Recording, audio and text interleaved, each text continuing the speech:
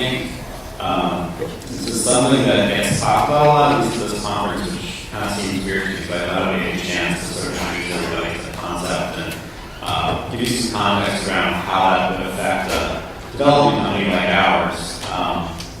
So I want to get a show of hands. Who has either been on the client side or the vendor side? You need a website or you have a website that needs to get upgraded. And questions are getting asked like, what do you want it to look like? And people have an answer. Anybody else have run into a situation where somebody says, I just want to upgrade it? And we as developers find that it's often hard to answer that question for them. A lot of the times we can get by because our clients will have branding, style guides, and everything kind of put together. Some don't, or some have an old website and they want to upgrade it. But by upgrading the website, it means maybe you have to bring over an old logo that doesn't look so great when you get a nice fancy website next to it. And you find a lot of times we run into a situation where we're really good at what we do, but we can't answer some of those bigger overarching questions about who a client is, what they do, who their primary audiences are, what they need to do on a website. So sometimes that means that we bring in specialized help. And so I brought with me two partners that we work with. Levinson from Leverage Advisors, who's a brand strategist, and he's going to talk to you about what that is and what brand strategy is and how it can really be useful to a team like Redfin of developers and designers who need to work with clients to really make something shine. And Justin Clapp from Clapp Design does brand identity, which is slightly different from just standard web design. You can answer questions about that, but I'm going to kind of go through and introduce you. So I'm going to turn it over to Rob. He's going to sort of touch on the topic of brand strategy, and I'm going to come back in and talk to you about how the work that Rob and Justin do really empower Redfin and the client to move forward. So turn it over to Rob. Excellent. Thank you, Patrick. How many people in this room have ever worked with a brand strategist before? Oh, awesome. Fantastic. So you're probably wondering why we have this visual up here, which is a little bit reminiscent maybe of the building that we're in right now, a tiny bit. The reason that picture is there is to make a point. And the point is, building a website without a brand strategy is like building a house without a blueprint. What seemed like a good idea at the time may not actually be one. And that is what we're here to talk to you about today, the importance of having a brand strategy to inform both creative development as well as the website. So today we're going to share with you a case study of sorts for an organization called SSN, Scholar Strategy Network. Scholar Strategy Network is out of Harvard, and what they determined was that there are scholars all over the country publishing research. And often it's not seeing the light of day because of their very limited circles. So what they've basically done is created an online portal for scholars to showcase their research. So when this client first came our way, and to be clear, it first came to Patrick. And this client said to Patrick, we need an update, a refresh, and he's like, okay, well, who are you going to be and what do you want to look like? And those are questions they could not answer. But what I'm sharing with you today, this is the before picture. So they're very academic, very wonky. There's no brand, there's no voice, there's no narrative. It's like a card catalog online. That's what we had to start with. Okay, so my area of expertise is brand strategy. I've been consulting for about 20 years. And I consider myself industry agnostic, so I work with finance and high tech and higher education, professional services. I'm kind of the same wherever I go. And what I've realized over the years is I have a methodology that ends up with a discrete set of deliverables. So whether I've been helping 3 guys start a consulting practice or all the way up to GE, I'm the same wherever I go, and it always kind of works. So what I plan to do this morning is walk you through my process and explain to you how the work that I do informs the creative development that Justin and his team do, and then the final result, the web development that Patrick and his team did. Okay, so this is very simply what I've done. I'm not suggesting that what I'm doing is proprietary or particularly interesting, but this is all it takes every single time. This is the approach. The first thing I do when learning about a company is I do interviews with the C-suite, with the management team. And I ask a series of questions based on the brand. So it's not, what are your services and what do you offer, but what are the associations that you have with your brand? And this is always fascinating because for years, whenever I speak to a management team, I ask the same series of questions and I hear very different answers. Even like, what business are you in? Or what are you good at? That gives me a really good baseline. So I do mostly C-suite, but I try to touch other people in the organization so it's not a totally slanted view. After that, I do a communications audit. Basically, I look at how they go to market. So I look at their website, their collateral materials, new business presentations, whatever they have, however they're expressing themselves. And that's always fascinating too, because there are always many chefs, so the messaging is always all over the map, and it's my job to sort of point that out, which annoys people, but it's very helpful. After the communications audit, I look at their competitors. So I put myself in the shoes of the uninitiated. If I know nothing about you, I need your products and services, who else is offering them? And I go to their website and what other materials are available, and I look at their messaging and positioning. Now the reason I do that is I'm looking for points of parity. So where are you the same, and where are the possible points of differentiation? And the fourth thing I do are client interviews. And that really is where the rubber meets the road. Because while the internal interviews are very interesting, they're not always accurate. I believe that your brand lives outside the four walls that you work in. I'll give you a small example. I rebranded a medical imaging company about 4 or 5 years ago. And I spoke to the management team, and they talked about their leading edge technology, and they were disruptive, and they were innovative, and they were leaders, blah, blah, blah. So here's everyone on the management team, but then I interviewed their clients. I don't hear that at all. Nothing. So then I started leading the witness. I said, well, do you see this as being innovative or so on and so forth? I wasn't getting it. So one client said, well, they were disruptive 30 years ago. They came out with technology that disrupted the marketplace 30 years ago, but since then, not much. So the value of the work that I do, because I'm objective, I went back to the management team and said, well, it's lovely, you see yourself that way, but no one else does. And if we go out to the marketplace with that kind of positioning, they'll just snicker, because it's simply not true. So to Patrick's point before, what I do is I ask and answer the hard questions. And I'm kind of like the bulldog on the front line, because I'm not looking for friends. I'm looking for clients that I can advise. And so when I walk into the room, having done all this work, I really know more about them than they do, because I'm objective and I've done a 360 around them. So that is my approach.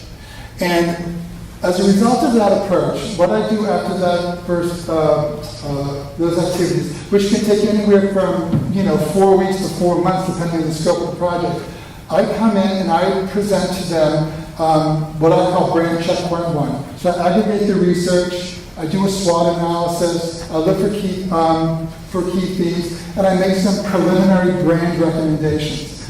Now, even though I am personally very long-winded, what I'm good at doing is making a long story short. And that's particularly helpful today because no one reads anymore. So what I try to do is take a big brand story and distill it down to a couple of words. I usually tell my clients that I could get their brand positioning down to a tweet, which I thought was so funny, but now it's really a hashtag. Because people need that one-word association, and that's what I can help a brand get to. And that's extraordinarily important as Justin and Patrick are doing their work, because they get that very specific directions. So after that brand checkpoint 1, I can reduce any company's slide, any company's brand narrative down to 3 key messages. So what I do is, based on the research that I've done, I identify 3 key feature and benefit combination sets. So if you have the chance to say one thing about your firm, say this, 2 things, etc. When I present that slide, there's a lot of back and forth, there's a lot of nuance. I say, oh, Rob, you got that wrong, or Rob, you got that up. Once I get approval on that one slide, then I can create what I'm calling the brand narrative. And here are some of the key pieces in the brand toolkit. Brand positioning statement, which, if you're not familiar with that, it really is an opportunity to identify your audience, what you offer, key benefits, and a point of differentiation. Then I do a brand voice, and I have examples of all these things. A brand voice, which is really the hardest thing to do, which is extraordinarily important for my colleagues over here, because the brand voice identifies the voice, the tone, the personality. So if you harken back to that first slide I showed you with SSN, it had no voice, it had no brand, it had no personality. But after doing qualitative research, both internally and externally, I could compose something that was a good reflection of who they were. So just to be clear, I'm not like Moses coming down from the mountaintop with this solution. It's very collaborative, it's very interactive. What I'm good at doing is giving a lot of information and helping them pick and choose so it fits them correctly. So the brand voice, then key messages, which basically they roll out the features and benefits. And the key messages that I've come up with, again, I'll show you an example, they inform all the content development on the website. So it's not necessarily the products and services so much as the About Us section, or our values, or our mission, or our vision, that sort of thing. Then I also do a mission statement. You all know that's a that specifies why someone comes to work every day. Then a tagline, you're familiar with that, and then an elevator pitch. So when I'm done with this work, I call it the brand blueprint. And the way you should think about that is that when I'm done with that work, I can put that report on any conference table, and anybody can walk in who knows nothing about the company. But if they're in a position where they have to express it in some way, and it could be an HR person, it could be PR, it could be advertising, it could be web development, I will have asked it answers all the hard questions. And it wasn't a creative exercise. It wasn't like, oh, this would be a good idea. It's based on the research. Am I talking too fast? No. Is this at all interesting to anybody? Yeah. Excellent. Okay. Because I get very worked up about this, as you can see. Okay. So here's an example. I'm not going to read this to you because you'll want to kill yourself. It's so boring. But this is an example of what a brand voice is. And you can see, identify who we are, what drives us, how we present, how we view members, and what we seek. So it gets very wordy and very academic. Every single word that's up there is up there for a reason. But you can only imagine when my colleagues over here have to say, okay, well, we need a new identity, new website. This fits in their marching orders. It's the brand voice.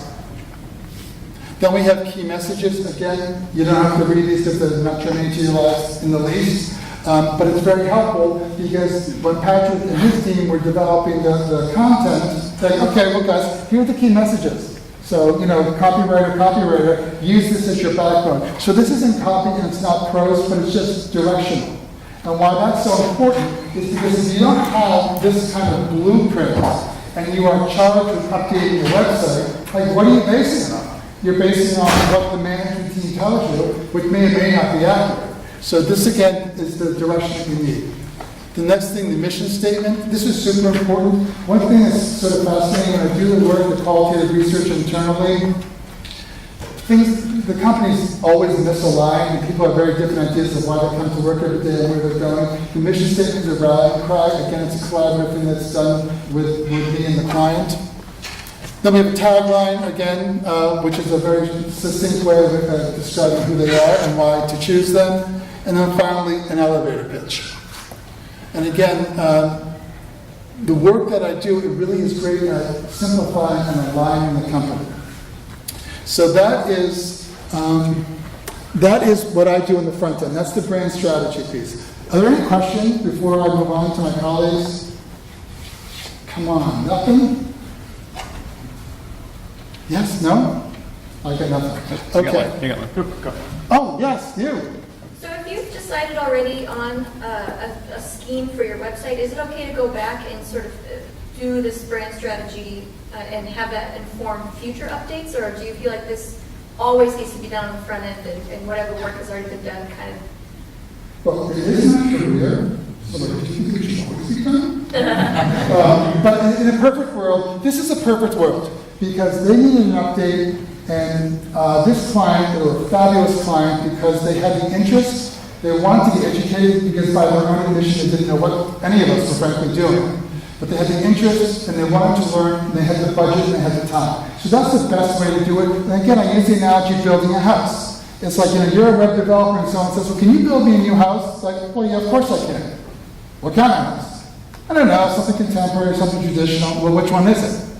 So, if you want to do like the straw man of the website, I mean, that of course can be done. As a matter of fact, when I'm doing my work, my partners over here, they're getting the cogs moving as well. So it's not like, step one, step two, step three, it's all collaborative. So for example, I would say, oh guys, this is what I learned, in the research that I did, which kind of tells something, well, hold on, how can that express itself in a color palette? Or perhaps say, well, that helps me really inform what this website should look like. So to answer your question, in a perfect world, it goes brand strategy, creative development, web strategy, but if you can't, it's always good to go back and figure this out.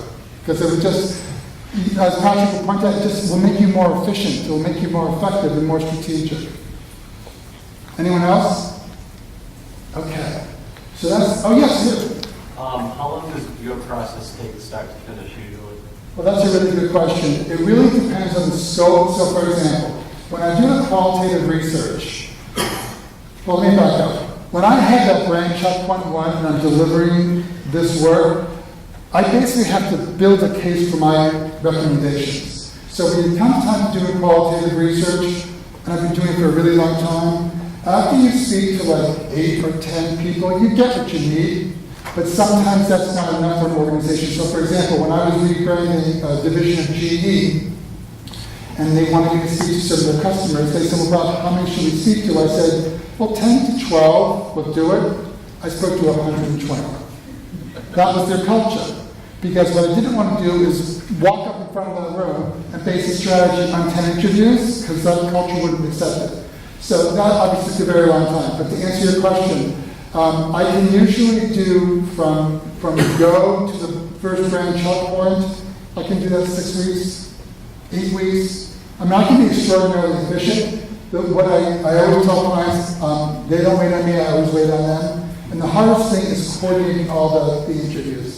But once I put it through the computer in my head, it's not too terribly long. And after that first brand checkpoint, I can sign off on the features and benefits to come back to the deliverables in the week. Yes? This may be coming next, but I'm curious how this is used to figure out what the website should do, what it should look like. We'll get to that. That's your next way of saying, it's spoken too long. Okay, so brand identity. So this was the logo for Scholar Strategy Network. And it was very problematic for many reasons. One, everyone saw SSN, which people associate with Social Security number. Okay? But under the best of circumstances, this is very dated. It didn't have a story, it didn't have a voice, it didn't have a narrative, and it looked like something that might have been created by maybe someone who worked on staff. And again, they said to us, we want an update, we want a refresh, we want to be seen for something else. Okay, so one thing that we identified during the front-end brand strategy piece is that SSN had many different audiences. They had the media, policymakers, SSN itself, scholars, and civic organizations. These are all people that would go to the website looking for some information. So one thing that I did during the brand strategy piece of the engagement was I said, well, who's your priority audience? Well, they said, oh, they're all important. I said, no. Who's the most important?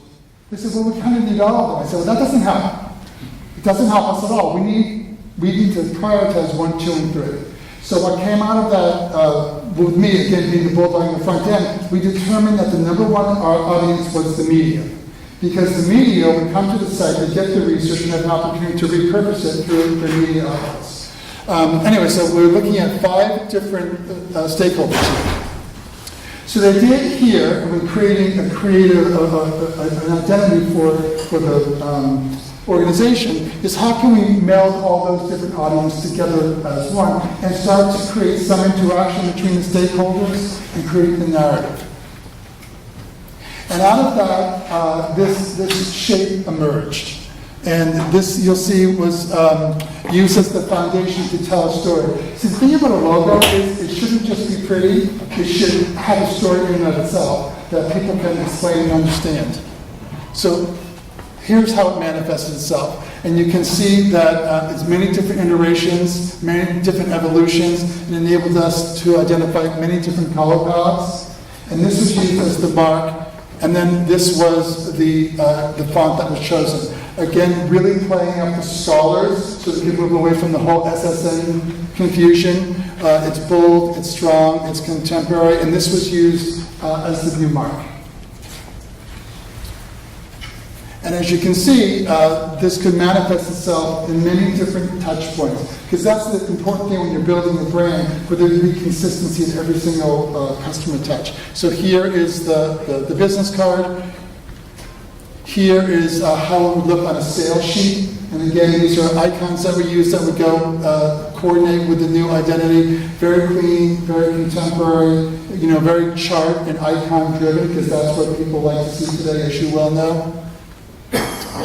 Here's an opportunity to take that brand, take that mark, and use it internally, to inform the space. See, what you can see that what we've done here is we've given it a brand strategy and then created a visual language that could manifest the brand at every single touch point, both externally and internally. Again, we've got a nice little T-shirt here so people can take pride in the brand and wear the mark proudly. This is how it manifests itself on Facebook, because again, as you know, it has to be very, very consistent. Here we are on Twitter. Again, creating that new identity and bringing it home. And then, when I was done with my work and Justin was done with his work, our deliverable to Patrick was a creative brief. So you have to realize Patrick got two things from us. One was the brand blueprint with the voice, the tone, the messaging, the tagline, etc. And then a creative brief of how to create the actual look and feel of the website. Have you all work with creative briefs? You get that? Yeah, so it's very, very important. But so what we've done here is we have the frontline brand strategy and then the creative development resulting in the creative brief. So before I pass it on, any other questions? Yes? I'm curious why you didn't attach the tagline more on the letterhead and on the business card. Want to feel that, Justin? Why the logo wasn't attached, the tagline was not attached to the logo? Well, there are versions that have it on those, let's see, touch points that are shown. It's just not on there. Okay, just different use cases. Yeah, they're Yeah, for different sure, versions because of that's it. kind of part of the brand toolkit is, all sorts of, versions of the logo that are, vertically stacked, see, horizontally stacked. Some might just have the word mark portion alone. Yeah. Yes. What was your domain name? It's scholars.org, Yeah. which is fantastic, right? But that's not what they went with. Yeah, well, No, that's not part, what they started with. well, part of the rebrand was their original URL was scholarsstrategynetwork.org. I know, it rolls off the tongue, right? But they own scholars.org. Yep, And I think that we browbeat them into changing it. Anyone else? Yes, sir. What was the thought process of choosing the new color scheme? Justin? So yeah, now in terms of the entire brand, so that system that you saw shows that there's kind of like a complete range of ways that these groups can. Oh, sorry. Yeah. So that slide that you saw prior showed that the entire brand is kind of driven. Yeah, if you can go back. Yep, back one more. Back one more? Yep, one more. Yeah, so this entire brand is basically a system, and it shows the brand strategy. So, that's what's really critical here, and I think the key message is that this shows how strategy translates over to brand identity design. So it visualizes the key stakeholder groups and the range of ways that they can work together and how they can kind of collaborate and make a change. So as a result of that, there's basically kind of like an infinite range of ways that they can work. So if we go forward, yeah. One more. Yeah. So then this shows just 4 of those possible combinations and like kind of permutations. So there's kind of like a key set of colors, and all of the different colors start to kind of combine together and form these different shapes. So it's a range of different colors. So this client actually has a larger color palette than most because the brand is more system-driven versus being a static mark, if that makes sense. Anyone else? Okay, let's hand it off to Patrick so he can tell us how you brought this to life. Yeah. Thanks. So I think Rob mentioned one thing that really helped us out, because we do a lot of websites and we don't always collaborate with Rob and Justin. Because I think a lot of times, a lot of the projects that we do are upgrades, but they're either a migration from Drupal 7 to Drupal 8, and they don't want to change any of the branding, so that's a pretty straightforward task for us. Or we can go through a fairly straightforward discovery process, and to be honest, depending on the budget, bringing in more resources costs more money, so it doesn't work for everybody. But this client really, like Rob said, they're very smart people. They really know their content well. They had a really hard time of expressing who they were. And we felt we really loved this client. We really wanted to build a great site for them. But we kept running into roadblocks, and we didn't know if it was us or them. And so we started kind of going down this road of how do we communicate who they are and what they do in a way that's really going to represent them well. And so like Rob said, we brought in specialists. This is not what we do every day, brand strategy. And like Rob said, he's kind of, Rob himself, but in general, he was able to kind of come in and really talk to these people, people that we haven't even had a chance to talk to in the organization, really get down, talk with them for an extended period of time, and really suss out who they were, what they did.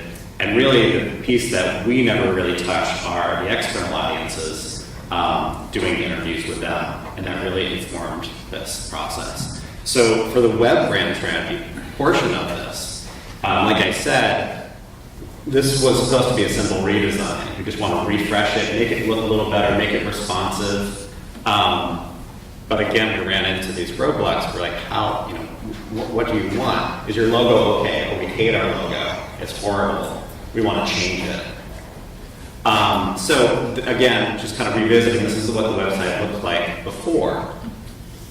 And what Rob's work and Justin's work really did for us was it allowed us to do three things really well. It made us more strategic, more effective, and more efficient. And it really empowered our team not only to work through the process and have a lot of questions that we had answered, but it also allowed us to do a little bit of pushback to the client. A lot of times they would start going in a different direction, and we would have to, in a normal case, we would have to kind of convince them to come back. But with the brand strategy, we could kind of lean on that and say, hey, remember when we were working with Rob and his team, and we came up with this tagline, this is what everyone in your organization agreed on, and we really need to stick to that. And it was done in a nice way, and they also were able to kind of respond to that a lot better because they had something kind of that they had already established. So when I say more strategic, it really, the work out of the brand strategy allowed us to come up with a list of website goals specific that, again, we work with the client throughout the process on. So those goals were to clearly articulate their value proposition to their key audiences. Out of the brand strategy, we identified who their key audience was, which is the media, which beforehand wasn't necessarily the case. It was the scholars and, to a lesser extent, the media. But by going through that work, we really kind of revisited that and established that we really want to make sure that the work that all these people are doing is actually going to be communicated out to the world. Because they can do all the great work they want, if no one comes to the site and shares it or gets in touch with the scholars who are creating the work, it's not, it's all for naught.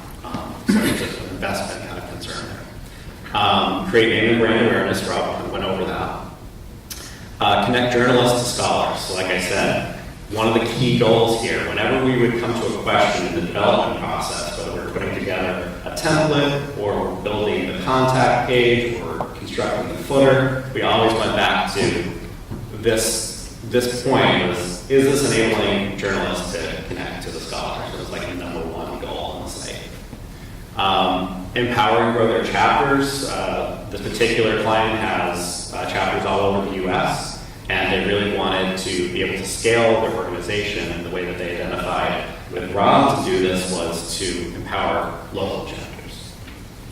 And we also wanted to create a compelling user experience. We want the website to look nice. We want to look better than before.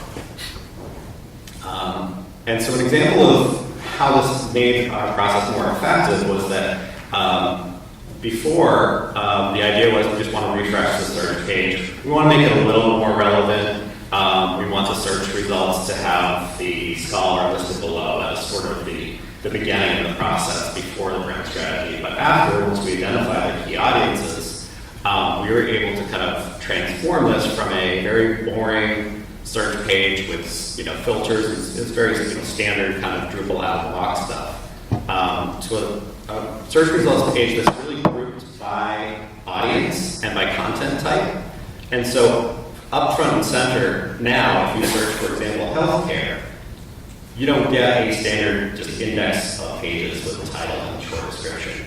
You're getting the face of the scholar that is related to that field of work and some context around that, where they work and what their title is, and also how to contact them. So this screenshot maybe isn't the best example. You can email them here, but also Twitter and Facebook contacts are also in there for other scholars who have that information.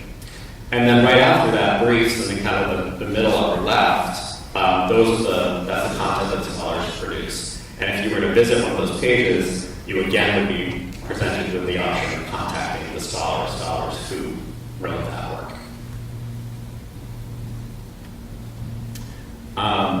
As part of Justin's work with the brand identity, in collaborating with the client, we put together a palette of patterns. So we have, in our world, in the Drupal world, these ultimately became paragraphs on the site that clients could use to sort of build out pages. They didn't necessarily have a whole lot of fixed templates. We provided them with the patterns to sort of build the pages themselves with a lot of guidance. So this is just an example of some of those. And you can kind of start seeing in here, again, the ability to connect to a scholar is really kind of put in places where it's really obvious. So there's always a share button when there's content being presented. Anytime a scholar is presented, they're always accompanied by their title and ways to get in touch with them. And this is an example of sort of everything together. This is a shot. The site has changed since I took the screenshot. This is an example of the homepage and kind of how all the pieces start coming together. The idea here is that when you come to the homepage, you're no longer distracted by 30 different links, titles. You're really presented with the stuff that matters the most. The first slide on this page is actually welcome and learn more about us. That was the big thing missing from the site at the beginning was, who are these people? All we saw was all the content. We didn't actually know who they were, what they did. And as you scroll down the page, you learn more about that too. And first and foremost, again, connect with scholars and research. That's the main site search now, sort of up front and center. And an example of a great podcast, I recommend it, on the garden. And so these are interviews that they do with their scholars about specific topics. And so again, when we present this information, there's always a scholar associated with that work and a way to get in touch with them, and a way to share it socially. And again, one of the key points was to empower their local chapters. So this is a chapter page, way more simplified than their old site. Each chapter has the ability to share some key information, but not a ton, only the important stuff. And again, scholars and how to get in touch with them. Behind the scenes, we're providing analytics on who's being reached out to and how they're being reached out to, so that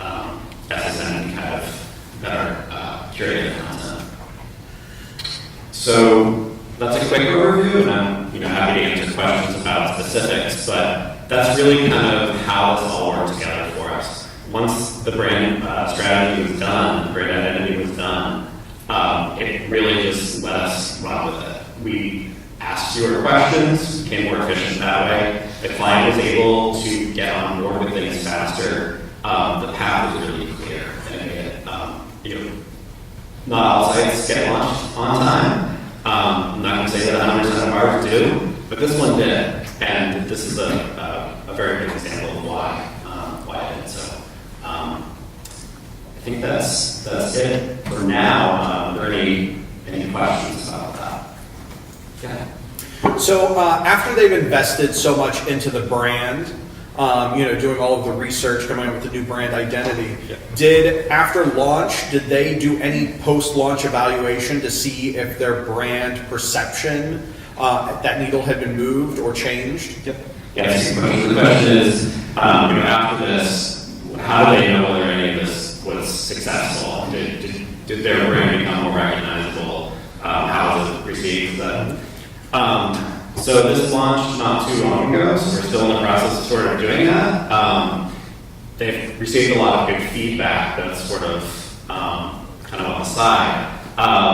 One of the ways that we're tracking is just with Google Analytics, just to see how the site is improving over time.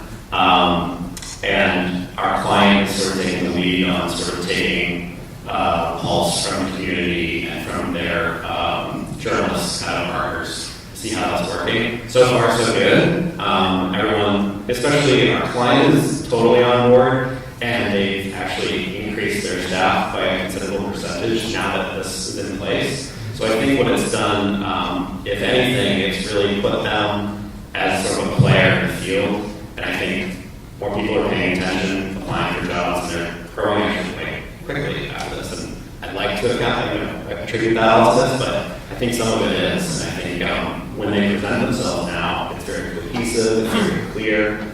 All their print materials are done now. They love their business cards, so I think it's all coming together, but it is still early on. So, but so far so good. You have a question? Any questions? Okay. So you talked earlier about kind of drawing a blueprint and sticking to the blueprint. Yeah. But clearly after an evaluation, you want an opportunity to revise. What does that, can you project or perhaps talk about another project where that went particularly successfully and maybe some of the bumps to watch out for? Yeah, I think that's a good question. So the question is, once you get started and this is all done, how does that evolve maybe over time, or how can that change if the landscape changes? I could probably let Rob speak to that, but in general, and I think the reality is that happens for sure. So far, I don't think that enough time has come passed for this in particular, but Rob, do you feel comfortable? Yeah, of course I do. Yeah, so that initial blueprint that's done, it really is just a level setting. And of course, every company evolves and changes. So historically, when I've done a blueprint like that, it's usually good for about a year or so, year and a half. And then I'll come back and they might say we're going to a new product line, or we want to change our perception, or we merge with somebody. So I can do a tweak on that. So the core fundamentals of what the company stands for and what it is doesn't change. But, like all of us in this room, your messaging changes over time. So I have come back and done some refreshes on that. But I'm working from a baseline. And I also am walking in the room with historical information. So it's an evolution. How about bumps? Bumps along. Difficulties, frustrations, pain. What should people watch out for? Because obviously revision often is painful, right? Wait, pain in what regard? Well, in the process? Specifically, this kind of, the term you used just now, sorry, it's slipping out of my mind, versus blueprint makes a lot more sense to me. What was it you said just a second ago? It's something along the lines of a baseline or yes, a watermark or something, Well, Level set. Level Level set. set, Level thank set. you. That was it. That's Yeah. pathetic. I can't All remember what I right. said 10 seconds ago. So the most painful is level set was wrong. No, the level set's never wrong. Okay. It isn't, because it's based on facts. But the hardest thing for me to do is when I have to give tough love to a company. Like when I told that company that they couldn't go out with that brand positioning, I mean, a hush fell over the room. And I'm like, guys, give me a data point and I'll go with it. But, you know, it'll be, I have my own professional integrity. So it's, that I can have some difficult conversations. I had one client, I was doing qualitative research internally and externally, and the CEO of the company, nicest guy, he had been in there for about 30 years. For the first 20 years, he was the CFO, then he became the CEO. So, you know, CFO head down, CEO head up. And everyone liked Bob. Bob's such a nice guy. He knows my name, knows my birthday. Bob had no vision. None. And it was really a problem internally because we tried to build a mission and a vision for the company, and he just wasn't delivering it. Then I heard from the clients as well, who said, you know, I'm not really sure where this company is going. So I had to deliver that news to Bob. So usually I would deliver that news in front of the management team, but I knew that that would not be fair to him. So what I said to him was the research showed that he had, his leadership approach was very understated. And they were looking for more proactive leadership, which he was unable to deliver, by the way. So he said, oh, that's a good idea. So I said, you know, I have a suggestion that we should do a mission and vision workshop for the company. And we'll bring the management team in, and I do this, you know, all day offsite. It's team building, ideation, creative this, creative that. And I said, I think that would be a good example of you demonstrating leadership.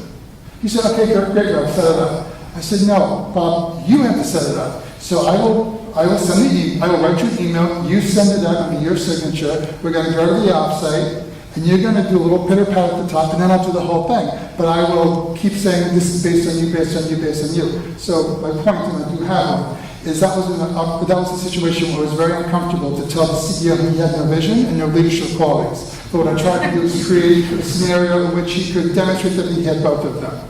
But it was hard to say, because he's a nice guy. So this is a dog. It's had some turmoil, scratches an itch, wags the tail, and it kind of goes all through the system. And you know, a lot of us are familiar with pain along the way. Do you guys have strategies for this type of situation you want to address? I'm asking a big question because it seemed like maybe there was an opportunity. You can say it later. Well, I think, you know, one of the things for, I'm just going to keep using scholars for example, we none of this, but they have definitely a desire, just because of their nature, to have a chance to have a say in the process. So it's really hard for them to be told what to do, in a way, even though that's what they were asking for. So one of the things for them was like, we're not comfortable with that. And again, like I said, we were able to sort of point back to all the other work we've done and say, do you remember all these things that we already agreed on? But one of the realities was they were able to sort of come back, represented all of the brand voice and everything. They changed a few things. Rob didn't like it, but it was okay. Like, it was within range. And it made them feel way better. Like, they were like, that's all we wanted, was just that word change. I think it was the word journalists. I think we did use media, and that didn't quite jive with them. So we're like, that's totally fine. But there were some small things like that where it was just a conversation. At least we had something to fall back on, sort of like framework of the whole conversation. And then there was some color disagreements. Justin, presented a really great palette set, and they asked to see different variations. And we started going down the path, we're like, we don't like where this is going. So we had to sort of pull them in a little bit, but there was some give and take there too. If we had full control, we would have chosen slightly different color palette, but it works. It's still delivered on the message that they want to communicate, which was the important part. Yeah. How did you roll this out? Was it a big bang? Did you tease this out so it wasn't quite as jarring or confusing? No, it was all done pretty much at once. So it was like a coordinated effort. The branding and print materials were ready. The website was ready. The website had like a soft launch briefly, just kind of several hours or half a day, kind of just went live. But then thereafter, they picked it up on their podcast, and they communicated it out to their newsletter. So it was all at once, just again to sort of not confuse and send mixed messages, but keep that messaging straight away. Yeah. Okay. So from what I understand, you guys do a lot of marketing collateral like materials. After this process is complete and they come back and say, we want to do something on a tablet setting, have you given them the tools to create that material, or do you create it yourself and bring it back to them?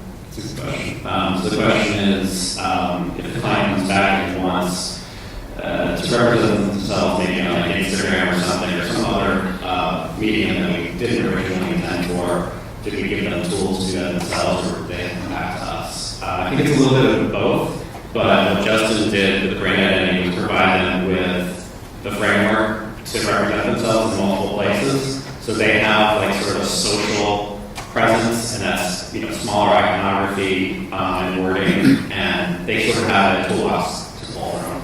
So a lot of times we wanted to empower them to do that, so that was the goal, and they have done some of that. For other things where they are not as comfortable, they have come back to us for more work. But for the most part, the idea was to give them the patterns, the paragraphs on the website, everything to really do it themselves. Because at the end of the day, that's just kind of front work, I think, and it's not something they want to necessarily afford to do.